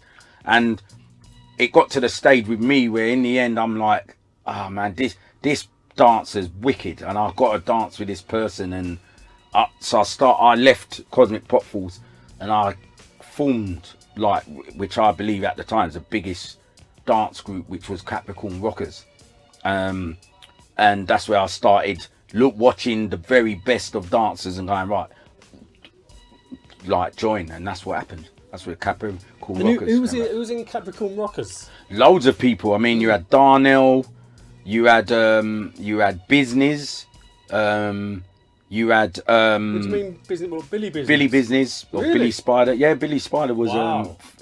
Thing. That's my numero uno boy, Billy Business. Yeah, big shout out to Billy Yeah, Business. that's my boy. Like, that's my brother. That's my boy. Right. You had Hofmeister. You had Killian. Big shout out to Killian. Killian, which everyone would say when it comes to windmills, Killian's very tall. The longest legs. So his windmills were off the chain. So, you know, when we formed Capricorn Rockers, very straight away we had an audition straight away to do a milk advert, Italian milk advert, and we're auditioning. And I always remember this story. I might have said it before. Is where Dolby now is a new initiation, where Dolby's got the crew like the old Sidewalk, but with the Witter brothers, right? And then we had to audition. Tottenham Court Road, there's a club called the Busby's nightclub, and so we had to audition for this advert. And it is funny because one of the Witter brothers, they've done their audition and blah blah blah, but what's the funny thing is, it's time for Capricorn Rockers. And so Killian is breaking now, and I'll never forget this. It is the Witter brothers. Is as he's breaking, doing his windmills, I don't know, one of the brothers, I don't know if it's Mark Witter, decides he wants to do windmills as well, but they already had their audition. So they're windmilling, and Killian is windmilling, and the Witter brother is and he basically doesn't, he's trying not to stop, but Killian doesn't stop. And we're internally going, don't stop Witter, don't stop Killian, until the Witter brother, I think it's Mark Witter, he ends up like, he couldn't do anymore, and Killian's still going. So yeah, but we done the advert, and it's funny, we done the advert, and it was a 2-day shoot. That was our first advert we done. The 2-day shoot was, Saturday was with the Sidewalk, which with Dolby Specialty and the Witter brothers, and the Sunday was with Micron, with Dion and you know, the Micron crew. So yeah, that was our first video, and then from there we started getting like videos, but Capricorn Rockers was a massive crew. Duke joined, was Capricorn Rockers as well. Really? There's a lot, Tassan, yeah, host of names that were Capricorn. Darnell, yeah, as I said, was Capricorn Rockers, etc. There's some incredible crews. I mean, big shout out to Zulu Rockers, Sidewinders, South London Breakers. Yeah, Paz, who I'm meeting today. Paz side, he's very early, 1983, early doors. Paz Sidewinder was at a TNT. SAS. big shout out, because when I was going Covent and went a bit later on, that's the first time I met my man Basil Pepperpot. Do you know what I mean? Big shout out to Basil. Yeah, man. I was going to say, you know, there was a lot of legends passing. I was going to say, Frags, there was a lot of legends passing through Covent who weren't actually from, you know, the UK, like, you know, Rocksteady crew, obviously Poppin' Pete come down, and, you know, yeah, Graffiti eyes like T-Kid and, you know, many more. Tell me about, you know, did you hook up with Poppin' Pete, or like, you know, did you see Rocksteady come through Covent Garden? Yeah, I mean, I had the privilege, right? Imagine this, the privilege of, so as I said, Poppin' Pete was my Graceland from 1982. And then 83, we're in Covent Garden, and this is really funny because we do joke about it, is where in 83 they come to Covent Garden, and Dolby will tell you the story, because, you know, as we're observing everything there, basically at the time is where that's the famous saying where Michael Forsyth goes, "Poppin' Pete, can you click? Or can you clack?" You know, that's the term. And then, you know, Dolby told a brilliant story, because everyone would know that when they came over, because I said this in, well, I finished the story, that basically when they came to Covent, later on, we see them again, we see them at the carnival. And that's that amazing, groundbreaking performance. And as Dolby mentioned, that basically that Sidewalk were meant to perform at Mastermind, but they basically Dolby has explained that they, you know, got the Electric Boogaloos to do it. And what is amazing about this is that, for me, in meeting them, and then literally the performance at Carnival, which is, for me, was, if anyone hasn't seen this, just go to YouTube, put in Electric Boogaloos 1983 Carnival. Still to this day I don't know who shot that footage, but the dancing there is unreal. Do you know what is amazing is that, so about 2 months ago I got invited to actually sit down with Poppin' Pete. Big shout out to Kate Scanlon and Alex Mechanical, to talk with Poppin' Pete, who was, as I said, was my Graceland, about the actual 1983, about what that experience was, what that meant. And as I'm talking to Pete, and after off camera, and I'm saying to Pete, you will never ever know what you have done for the youngsters. And I'll look at the camera and say this, what you done, basically, that, you know, your video, the Cross-Eyed and Painless video, the dance that you've done, obviously it's come from the lineage of your brother, you know, Boogaloo Sam, but you don't know what you done. You'll never ever know. And Shabadoo, who yeah, rest, you know what I mean, my man. Shabadoo, man. Yeah, God, really, yeah, I mean, you and Shabadoo were close. We're close, man. Shabadoo, like, yeah, sad, man, because like there's some things that I've never said, no one knows about it. There's some things that happened that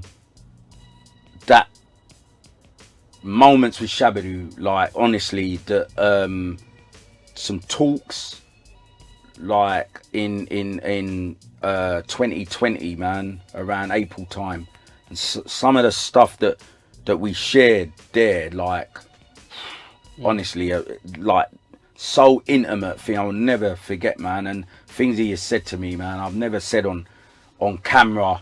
And one of my one of my Gracelands is Shabadoo as well, on the locking front and so forth. But yeah, like, you know, but it's amazing, as I said, going back to Poppin' Pete, to what he done for he will never ever know. And he said he's very humble in that, but I said, you honestly will never ever know what you done. Like, you know, the Poppin', what it done to a nation, ever. Yeah. Yeah, incredible dancers. Yeah. In terms of, you know, Covent as well, Fred, you know, it wasn't always kind of peace and unity, was it? It could also be sometimes a little bit cliquey. Yeah, and I'll put my hand up and I'll say that basically, when you mentioned earlier about, you know, when you first go Covent and so forth, I'll be the first to say this, is when you're dancing in your area, you have to be the best. That's how it was built on, right? Obviously, I say Sidewalk and Micron, Covent Garden. Then Sidewalk kind of disappear from Covent Garden. I then, you know, I'm at Covent Garden. All I'm thinking about is having the best crew, which, you know, Capricorn Rockers. That's why I'll be looking for the best crew. And I'm gonna be honest, like, I was very welcoming to everyone and so forth, but eventually, I remember when a year later, when Danny comes down, Danny Francis from Zulu Rockers, Big up to Danny. King Danny, man, comes down. Popping Wizards, man. Yeah, and the first thing Danny does when he sees me is he goes to me, show me my thing and my popping, which was obviously everything was West Coast. That's the first thing, and me and Danny just become like inseparable in a sense. This is when Danny first come Covent, and you know Mark will be there, his lovely brother Mark, and his missus at the time. And then what will basically happen then? So you had Turtle T, you know, and you know Colin, and basically so you had the initiation of Popping Wizards with Mark Monero. Then you've got this other initiation with the Zulu Rockers. So what actually happens now? You've got all different crews. So you got Sidewinders, you got, you know, TNT, you got SAS, and all these other crews, you know, going around in Covent and so forth. Amazing, right? Big shout out to you know, Bionics, you know, big shout out to Colin, big shout out to Basil, as I said, Two Way, Pervez, you know, you got you know, my man Hallett, you know what I mean? Tassan, as I said, you know, Capricorn Rockers, you know, Tassan Walker, the whole lot, big shout out Andy Cam, all these people, right? So what basically happened, what you got to understand, the clicky thing came from, so me and Danny's hanging, and then there'll be a certain part in Covent where the big church is, where we'd just be sitting. Okay, we'll be sitting at that part. And I think this is what Pogo was speaking about, where he says, like, you couldn't sit on or go near that table, and we weren't so nice, us lot. And it wasn't what, you know, what it was is just, I suppose it's like, you know, when you've got a dog and it's bone, you don't go near the bone because you know you're it's kind of like, it's very tutorial. you have to earn to sit on the table. That's all it was. You have to earn the respect. So basically what it was, where we'd be sitting, it wasn't planned that was going to be the hierarchy or the Knights of the Round Table. I'm just being honest. It wasn't that was planned. All it was that's where we'd be. And literally, in Covent, it was all about iron sharpens iron. And as you know, you could be the best in your area, but if you wanted to put your name in lights in Broadway, you had to be in Covent Garden. You had to be the hub. You had to be at Mecca. And the way you do that is you had a choice. I always remember what Eugene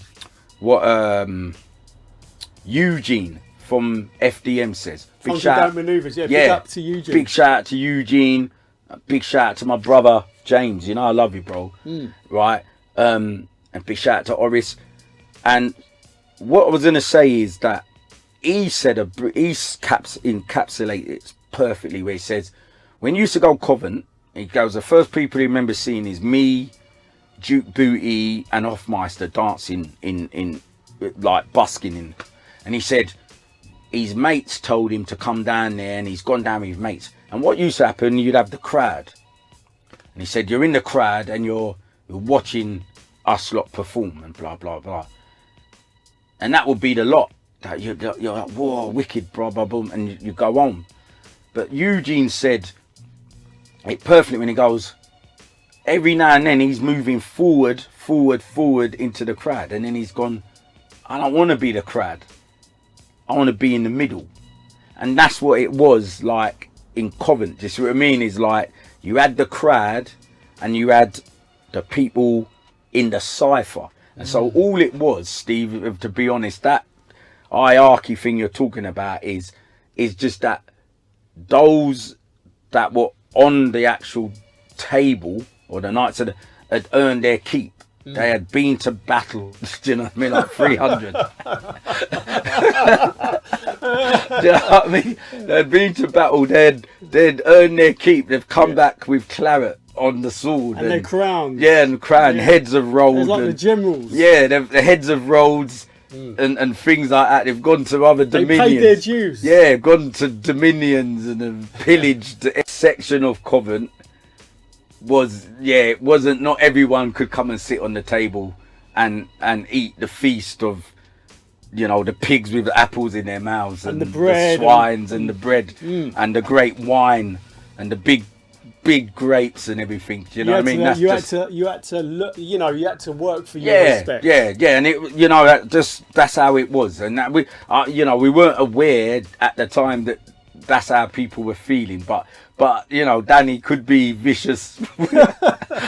Danny was vicious with his tongue, so Danny's tongue was uncontrollable. That Jamaican tongue would give people a lashing, so I can understand, and that's how it was. Big up to Dan. But Fraggs, you was also in the Arena documentary Beat This Hip Hop History. You know, and you were sitting around the table and Malcolm McLaren was there. I mean, you know, how did that come about and where was that filmed? Once again, so us being on that actual Nights of the Round Table, it's funny that, you know, we just got told, oh, by the way, there's a Dick Fontaine is filming for Hip Hop Arena for the BBC, which is really interesting because it got to the stage where, because our things changed a lot before I jump into that, Steve, whereas like obviously Covent we'd be busking, what actually started happening, started doing videos. Because we're doing videos now, you're getting paid money, so the busking things, you're not really too, so we'll be at the Nights of the Round Table, that area, and it'll be you be asked to do videos. It won't be like you're searching for anything anymore. Do you see what I mean? That's how it was. It was like people coming to you and going, oh, there's this video or there's filming for this such and such, and that's what was happening. So things had changed, and what had actually happened, one thing I'd say was a bad side about that, I've always said this, like with Danny, when we be sitting where we be sitting, like if anyone want to see how Danny danced, it will be moments like that. I've always said this, and I still believe it to the day. You've never seen Danny dance properly on TV or on stage. You have to see Danny dancing freestyle, like just freestyle. Then you'll see what I'm talking about. So what used to happen then, everyone would be just doing moves freestyle, a little thing, and then you'd have a massive crowd just, you know, where we'd be at this Nights of the Round table, you'd have crowds just stare. Just Danny will tell you this, everyone will tell you, Paul will tell you, we'll be sitting there and people would just be literally just standing there looking at us, and I'm just being honest, waiting to get a glimpse of a move. And I could understand it now, because I said this on tape before, because there was no footage, so you got to add 1982 footage. You had breakdance come out later, 84, and there weren't any more things coming in from America. So what we were doing now, we're inventing our own moves. So obviously you can understand a lot of these people that would come to Covent, not the dancers, but the people, they're looking at us, and it's the truth, to show something, do you know what I mean? And that's a new move, that's a new video. Sound a bit different. Exactly. But so anyway, go back to your story. I've gone around, but there's a reason for this, is that, you know, we got told Lyceum, like, we're being beckoned, that Beat This or Hip Hop Arena. It wasn't called Beat This. It was called Hip Hop Arena. That, you know, they want us, you know, to be on this thing. We went there, crowd of us. So because what had happened now, crews are not like Zulu rockers, Capricorn rockers, kind of dispersing now. Live to Break. It's not like crews anymore. It's like we're all together, you know, and Sidewalk. We're all together. So we go along to the audition. I remember Danny learning the Caterpillar and Tassan, and just remember having a little jam. I didn't even dance. I didn't even do a thing in to even audition there. Just stood there, and they go, "You lot have got it," which is obvious because we were Beckham down there. Then that's where you see us. We got all down for the actual Beat This, which was filmed in Streatham. Yeah, I was going to say it was in Streatham, wasn't it? Yeah, it was in Streatham, that was. And who was there? I mean, it was who was there was Danny, myself, Hoffmeister, Flipski, Business. Who else was on that? I think Special T was on that as well. There's quite a few. There's a look. Turtle T was there.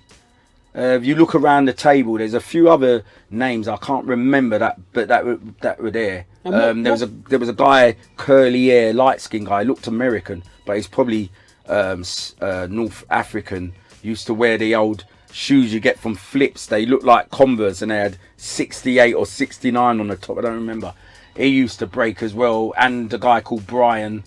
With the American accent, Brian, they're in that actual video as well. And what was it like meeting Malcolm McLaren? To be honest with you, he was all right, to be quite honest. I mean, for me, I don't know, the famous story that came out, which is the truth, when we were filming. When you when I looked underneath the table, I didn't understand.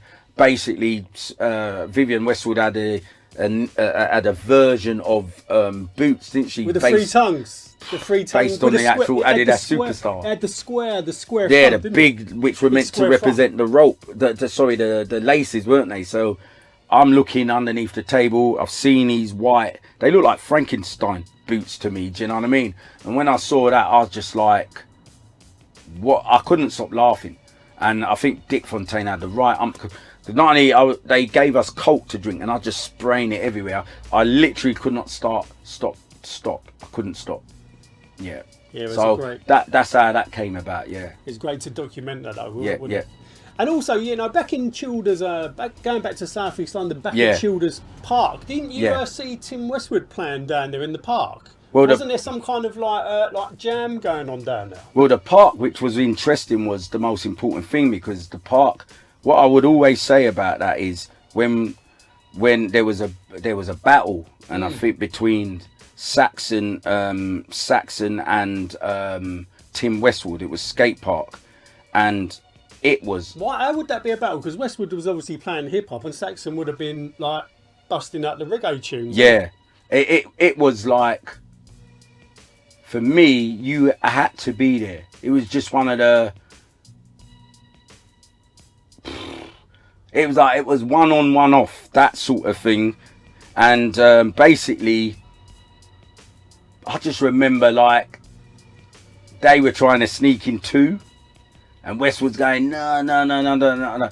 And I remember when we turned up at that event, we were me, Mark Monero, and who else? Tassan, and we had Lionel Hoffmeister, and we had Lionel, and we had to run around that skate rink because the crowd wouldn't leave us alone. Like, we literally had to run down, and we were being chased everywhere. But all we were doing was trying to lay down the lino, just so that we could start. You know what I mean? What was you like, Superstars? It was like being the Black Beatles. It was unbelievable. Like the screaming. Big shout out. That's where I first met Belinda. Big shout out to Belinda. She was staring at me from the corrugated iron fence. And I think she fell in love. That's a joke, but big shout out to Belinda. And that day was unbelievable, man. That will never ever leave me. That day, that was like reggae versus hip hop, and it's never been done ever since, to be honest. So one on, one off. unreal. And you know, Frags, Covent Garden had so many legends, you know, from like London Posse, Blade, She-Rockers. Yeah. I mean, you know, who was coming through Covent? I mean, there were so many, you know, legendary, you know, artists. Obviously, MC Duke, and you know, there was so many to name, innit? Yankee and Sipo. Yeah, Yankee and Sipo. Big R.I.P. to Sipo as well. Yeah. But yeah, I mean, who was passing through? I mean, there must have been so many. There's so many people. I mean, you know. Is that what kind of made it kind of like, you know, the Mecca of London hip hop? That's what it was, as I said. Because so many, you know, legends passing through, and not just from London, also outside London as well. Exactly. I mean, I'll tell you the importance of Covent Garden. So important. Why is it that literally Shabadoo, Boogaloo Shrimp, Poppin' Pete, the Rocksteady crew, why is it that they came to Covent? Could have gone anywhere else. Why did they come Covent? I suppose London's the capital though, isn't it? London's the capital, and you know, they're in London, isn't it? They're in London, but they knew, they heard, this is the Mecca. This is Mecca. We have to come, we come here to Covent Garden, which, you know, Covent Garden. Bless up the cobbles. I meant to bless the cobbles. For me, what a lot of people don't realise about Covent Garden, and I know some people go, oh, they go on and on about Covent Garden. You understand is friends for life. That's what you got to understand. Friends for life. And don't get me wrong, even in your immediate families, there are siblings that you don't get on with, but there's still love. Do you see what I mean? So there's siblings that you don't get on with, and you might not ever get on with your siblings, but overall it's still love. That's what Covent Garden was. It's like, it weren't just the dancing, it weren't just this, it's you literally, I mean, I'm not afraid to say I got kicked out of home at 14 years of age because I could not stay away from Covent Garden. It was like the draw. We'd stay down Covent, and then literally when Covent finishes, when night, you know, when sunset and night falls, you're straight at Leicester Square. Big shout out to the blocking crew, Clayton and all the others. Do you know what I mean? You had to be in Leicester Square, and you'd be staying at Leicester Square to the middle of the darkest bits of night. Then you'd go home, jump Trafalgar Square, jump a bus, get home, literally back again. So you'll never understand what Covent Garden it was. The hub. Everything I am, I put down to Covent Garden. That's the truth. And a lot of people will tell you that. All the generals and kings, the street kings, people that they are. And the reason you could say it even more so is when Covent Garden ended. I was going to say, that was going to be my next question to you, Frags. I mean, when did it all kind of slow down? Was it around, what, 86, 87? Well, 87, I'll say the birth of Acid House. When Acid House come out, that changed everything. Because remember, and I've said this before, around 86, and I always say a big shout, and I have to say this, Hofmeister, Sir Dennis, when I first went Covent, watching the Word of Mouth video and the Tony Basil special is the first time I saw locking. And so I used to lock when I first come Covent, but no one was locking, so it just wasn't a thing. I've always got to be honest when I say this, as me being a hip historian. I've got Dennis would lock. There's footage of you seeing Richard Morgan locking early, but what I have to say this is that Hofmeister and Feathers, renaissance for bringing locking back. And you'll understand why I'm saying this, because they brought that back. I'd say around 85-ish, they brought locking back. Okay? Now, what I have to say is this, is by the time of 86, 87, when that Acid House come out, Danny would say to you, he spent his time out. I went out to Sweden in 87, and you know, big shout out to Damon, you know, popping out in Sweden, etc. In air in London, there weren't many. The popping was completely slowing down, and that's the truth. Breaking was slowing down. Do you see what I mean? And it was. I mean, you know, Pervez, Dolby, Breaker King, Alec, you know, a few of these others kept going on. I mean, Business, my man Business is now, you know, he's on the wheels of steel eventually, you know, with Pogo and Cutmaster. But as for popping became, let's be honest, it weren't something you'd be seeing a lot anymore. And that's the truth. Got an answer to it though. And then 87, the only dance you could do in certain places, it was locking. And that's the truth. You couldn't pop anymore. It's the locking. You'd be locking, and locking was like, which is an amazing dance. And you've got to remember, locking is the first street dance. Do you see what I mean? It's the first street dance. So it's funny how it went back in circle, because that was the last dance in London, obviously, you know, and then you got your breaking, but the locking. And so I'd say for me, 87, 88, it's the power of acid house, man, you know. And I do know at some parties I've spoken to people that you'd be a fool to try and pop or even get down and break. And there is even talk in some clubs that some of the bad boys used to fling glass down on the floor, so you weren't doing no breaking, and that's the truth. So yeah, that would be the answer to that. Yeah. Frags, before we have a little walk around the Mecca and check out, you know, the cobblestones, let's get on to, you know, Poetic Funk. You know, I've been there a few times, and it's an absolute epic event. You know, great people, funky music. You know, what does Poetic Funk mean to you? Why did you start up Poetic Funk? Right, so Poetic Funk, the original time period of Poetic Funk was 2002. So 2002, I had a club night.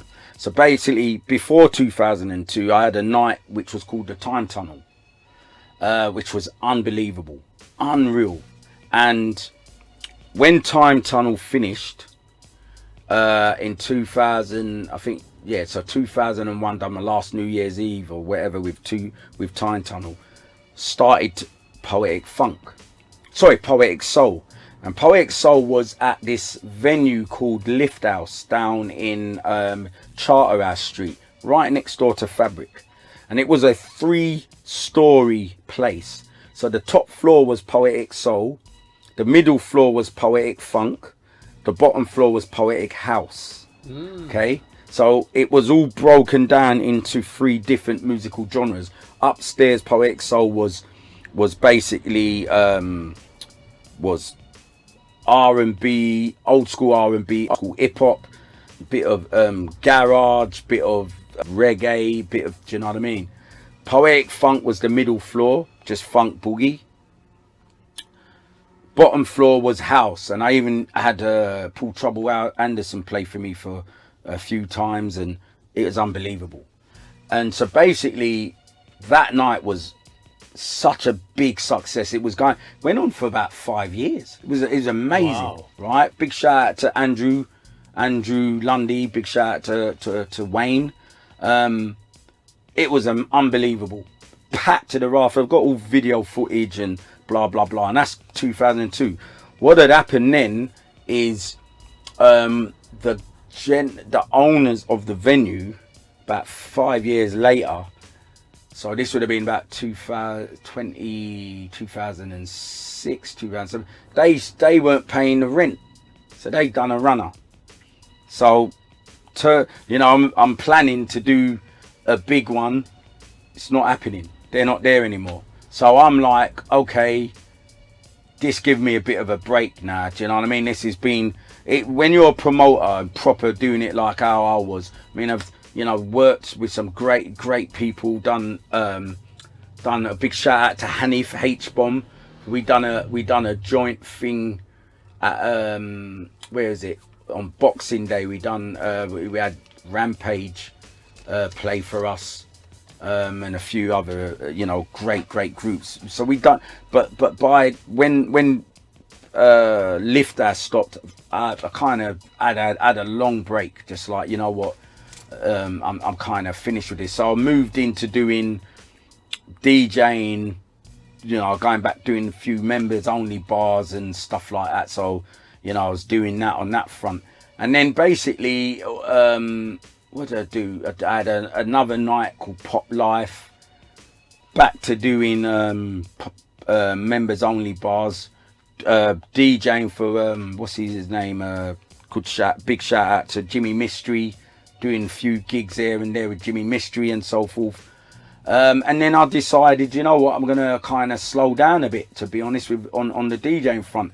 And then at this point, I'll say what had happened is I can't remember, it was 2012, 2013 or 14. Maybe 2013, I decided, you know what, I'm gonna bring back one of the genres of the night. And I decided, because everyone always asks me, when am I bringing back Poetic Soul and Poetic House again and blah blah blah, and I went, you know what, I'm gonna bring back Poetic Funk. So basically brought back Poetic Funk. That first was done in Elephant and Castle, Husky Studio. Went Husky Studio, then I was at East Dulwich Tavern. Then I used to do a film night at East Dulwich Tavern, where, you know, food, film, and then dancing, do you know what I mean, and etc. And then what I decided, then was meant to stay at Husky. Something happened there.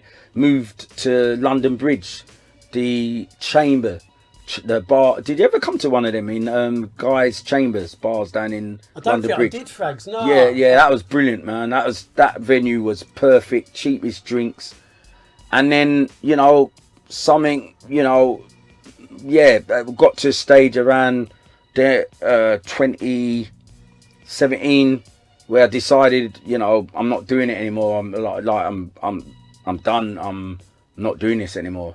So I stopped. And I actually stopped because I weren't going to DJ or promote anymore. That was it for me. And I'll say a big shout out. I'll have this on record. Allcity Steve, Mr. Steve Jones himself, is the actual reason that I started Poetic Funk back again after I decided I wasn't doing it again. He had said to me, if you remember, Steve, he was ringing me and he was just going, look, Frags, there's a nice little bar called Chip Shop, and in Brixton, yeah. And you know, why don't you start doing something in Brixton Chip Shop? And I was like, nah, Steve, I'm done. I don't want to do anything anymore, and etc. That's it for me, and blah blah. And as I said, this is on record. It's because of Steve. And then many people who know me will air this from me. It's because of Steve why I actually went to Chip Shop, because he kept going on at me, not in a bad way. He done the right thing, man. He, you know, looked out for me. I've got to say that. And for him looking out for me and saying, Mark, that's why Poetic Funk is what it is today, because of, you know, the genesis. I never knew that, Frags. Yeah, because I'm being honest, because of you. A big shout out to Mike Lithgow, who basically where I started at Chip Shop, restarted Poetic Funk at Chip Shop again, because of, obviously, due to what Stephen, you know, going common frags, like blah blah blah, because it weren't going to happen. I don't think I would have ever been DJing anymore. Just never knew that, Frags. No, thanks for the the shout out. Yeah. And you know, what does Poetic Funk mean to you? I mean, I've been to a few of these Poetic Funk jams, and they're, you know, the people there, the music, you know, it's like an experience. It's an extravaganza of this amazing, incredible music. You know, it's really uplifting. You know, it's kind of like a place. It's like a spiritual awakening. Yeah, well, it is. It's basically, Poetic Funk is homage to the great clubs of the 70s and 80s.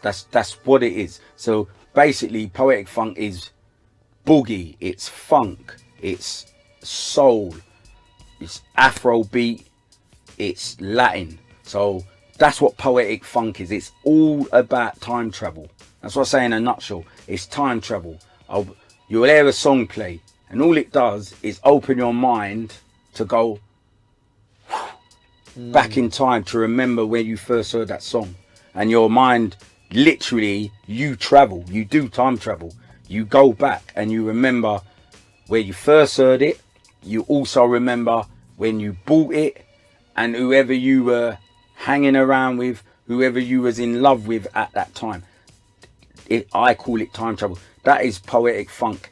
It's the last Sunday of every month and it's dedicated solely to time travel, to music of the past. I don't move genres, and there's a reason for it. Is back in the day, music was played on vinyl, and that's why Poetic Funk is the way it is, because whatever came from the ambience of vinyl back in the day, if I'm saying to you I want to transport you back, I want to transport you back to exactly how it was back in the day. So the vibe of Poetic Funk, why people love Poetic Funk, and they say time and time again it is the best club for them that they've been, etc., is because of all it is. It is just homage to all the great clubs of the past. That's all it is. It's all built on the shoulder of the giants, of these legends of the past.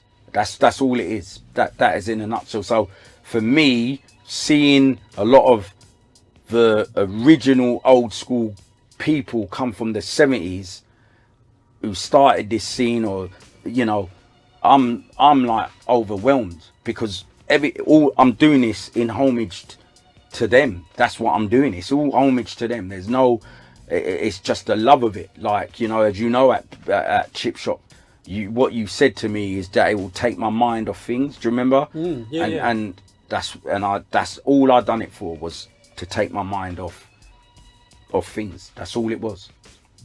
Yeah. And you're in a great place now, Frags. You know, your outlook on life, you're positive. I mean, you can see you got the old sparkle back in your eye. You know. Yeah. And it's great. It's great to see.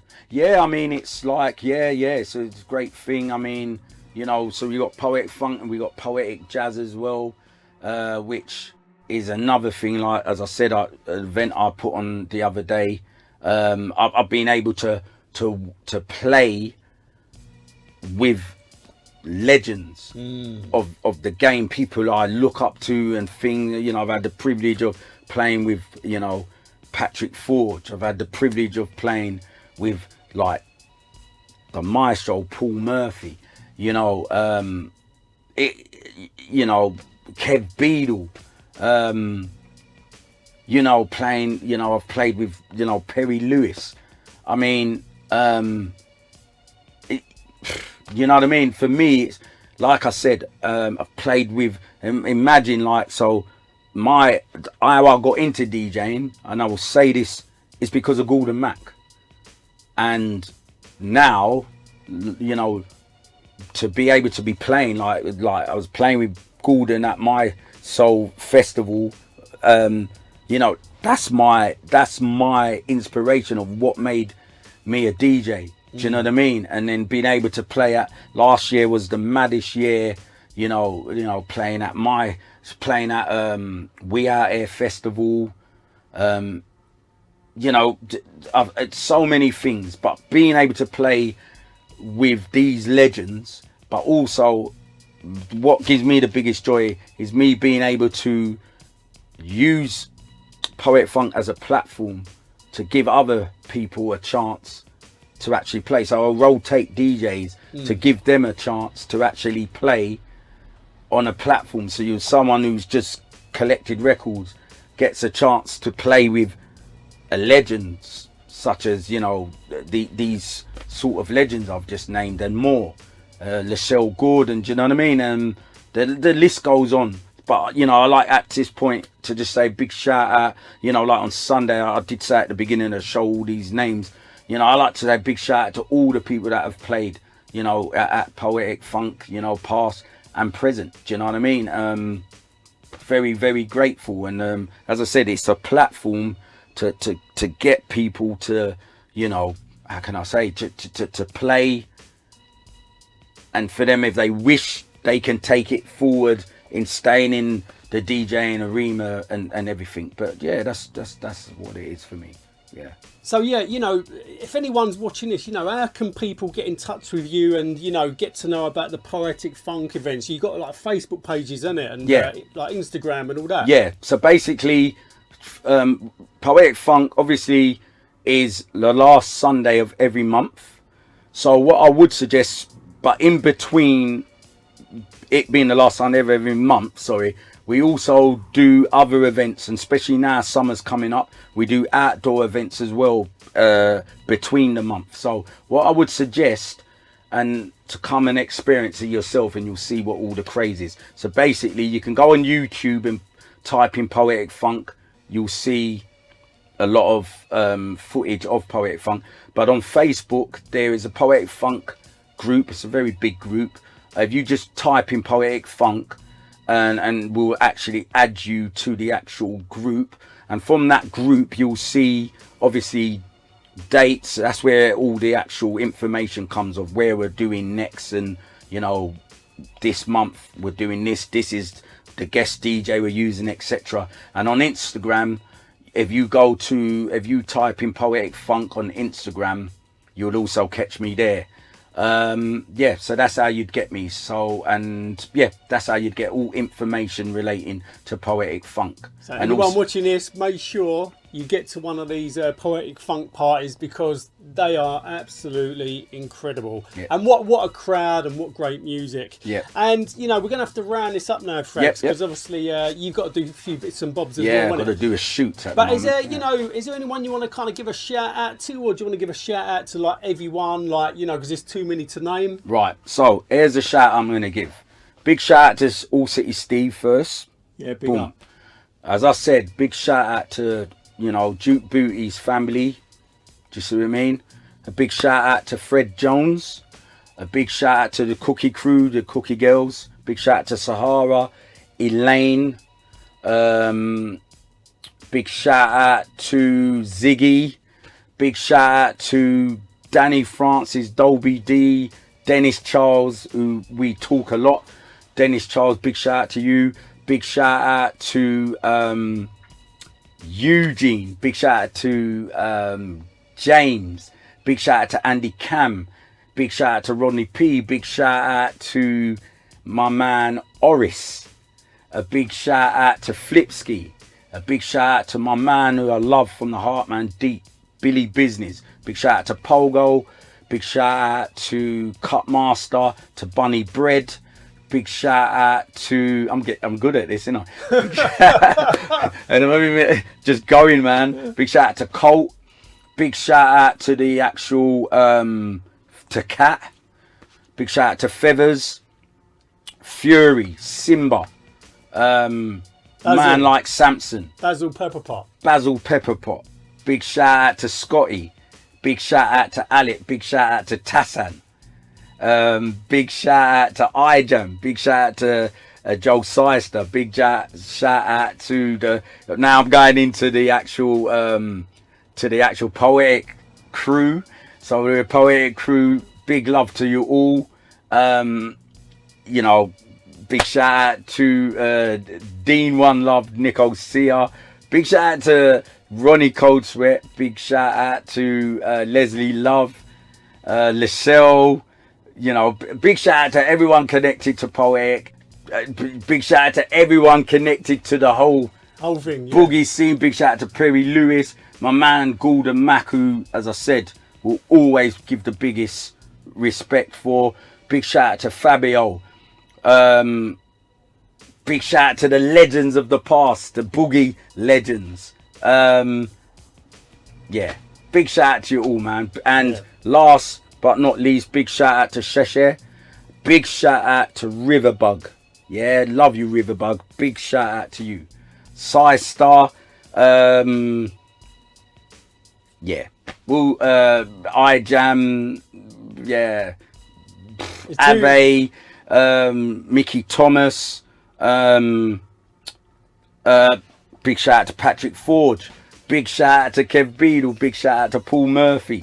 Big shout out to Killer Jim, Mark Nicholas. Big shout out to El Boogie. Big shout out to Rosemary. Big shout out to Andrew Ward. To Leslie, Ronnie. Big shout out to you all, man. Snowboy. Big shout out to Snowboy. Sorry, Snowboy. Big shout out to Snowboy. There's so many big shout There's so many. You know, the legends of, as I said, if you watch the whole video before these shout outs, you know the legends of them all, man. Do you know what I mean? And big shout out to Bionic. Big up Bionic. You know, MC Mello, Moomin. Big up Moomin.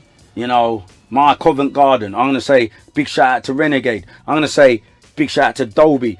Big shout out to all the Covent Garden crew. Big shout out to Paz. Be with you soon, bro. One love. Big up Paz. You know, Flipski, everybody, man. Yeah, big shout out. And Look, anyone I've missed out, just know, big shout out to you all. And honestly. I think that's probably the biggest shout out I've ever done in the Cab Frags. As a big shout out. I'm pretty impressed. I don't like to miss anyone out, man, but the love, you know the love is there. Big shout out to you also. It's best if I say legends of genres. Do you see what I mean? The whole school genre, whoever I miss out, love to you. Big up Poppin' Pete. You know what I mean? Poppin' Pete. Trust me, man, you don't know, you will never know what you've done for this scene. What you've done, you changed my life. That is the truth. Tony Basil, big shout out to you. Big shout out to, there was another, yeah, anyway, yeah, Tony Basil, Poppin' Pete, and my man, Shabadoo, man. And a big RIP to everybody we've lost. Big RIP to Seapo, to MC Duke, Seapo, Shabadoo. Yeah. What I would want to say, the last thing I want to say on this note, people, man, here's my motto at this moment and why I've done this video. My motto is this: now is tomorrow.